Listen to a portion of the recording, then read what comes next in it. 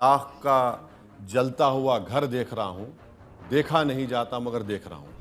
असदुद्दीन ओवैसी की party AIMIM की इस चुनाव में क्या भूमिका होगी, इसका अनुमान तो लगाना अभी मुश्किल है। लेकिन ओवैसी का कुछ बयान इन दिनों खूब चर्चा में है। टीवी डिबेट में ओवैसी से पूछे गए सवाल को लेकर भी लोग खूब बातें कर रहे हैं। दरअसल टीवी डिबेट के दौरान ओवैसी से एक लड़की ने जब ये सवाल किया तो ओवैसी ने बड़े शायराना अंदाज में जवाब दे दिया। जैसा हमने अभी देखा, आपको शायरी का कितना शौक है। आपकी तकरीरों में भी हम देखते हैं कि आप अपनी बात को शायरी के थ्रू लोगों तक पहुंचाना चाहते हैं। तो मैं चाहती हूं कि आप बताएं कि आज जो हमारे देश के हालात हैं उस पर आप क्या शायरी अर्ज करना चाहेंगे। एक लाख का जलता हुआ घर देख रहा हूं, देखा नहीं जाता मगर देख रहा हूं। मेरा सवाल आपसे ये है कि आप अक्सर कहते हैं कि हिजाब वाली लड़की को देश की प्रधानमंत्री के रूप में आप देखना चाहते हैं, तो आप ऐसा ही क्यों चाहते हैं? ये जो लोग ये समझते हैं कि हिजाब पहनने वाली लड़कियां बड़ी बैकवर्ड हैं, ऑप्रेस्ड हैं, उनका दिमाग खराब है। अगर ऐसा होता तो यमन की एक मुस्लिम महिला हिजाब पहने, उसको नोबेल प्राइज दिया गया। तो ऐसा कुछ नहीं है। देखिए, हम तो चाह रहे हैं कि जो सबसे कमजोर है मुस्लिम लड़कियां उठें। और अगर आप कभी हमारे शहर को आएंगे, आप देखेंगे कि बुलेट मोटरसाइकिल हिजाब पहनकर, हेलमेट पहनकर चलाते हैं लोग।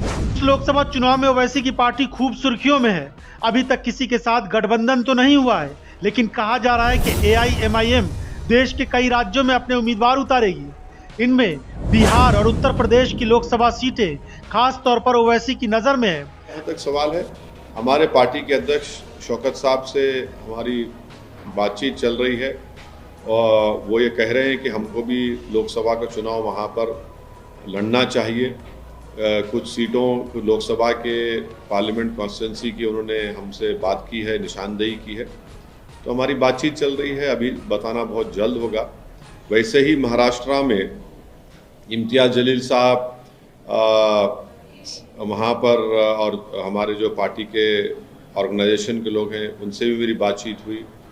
उनका भी ये बोलना है कि हमको ये सोचना है कि हम महाराष्ट्र में औरंगाबाद से हटकर भी और भी मुख्तलिफ 4-5 पार्लियामेंट्री कॉन्स्टिट्यूंसीज पर अपने कैंडिडेट को खड़ा करना चाहिए।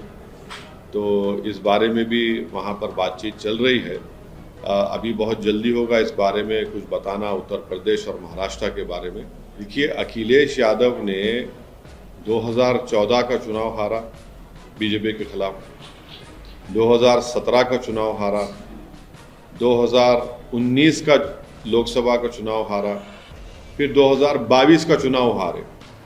और इन 4 चुनाव में ख़ास तौर से जो पिछला विधानसभा का चुनाव हुआ 2022 का, समाजवादी पार्टी की तारीख में, इनकी हिस्ट्री में इतना मुस्लिम वोट उनको कभी नहीं मिला और उसके बावजूद भी वो बीजेपी को नहीं रोक पाए।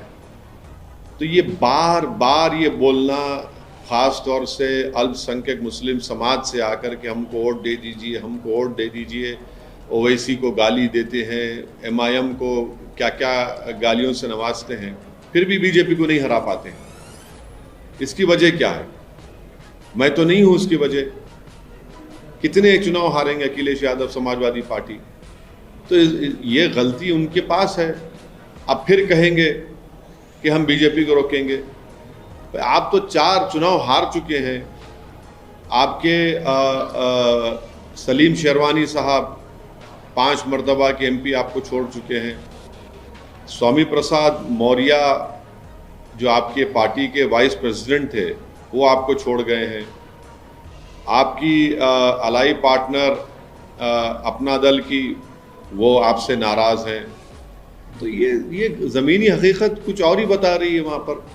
तो अब देखते हैं, नहीं मालूम हमारी पार्टी। अगर इंडिया गठबंधन के साथ ओवैसी की बातचीत नहीं होती है तो ऐसी स्थिति में ओवैसी अकेले अपने दम पर उत्तर प्रदेश और बिहार के अलावा कई राज्यों में अपने उम्मीदवार उतारेंगे।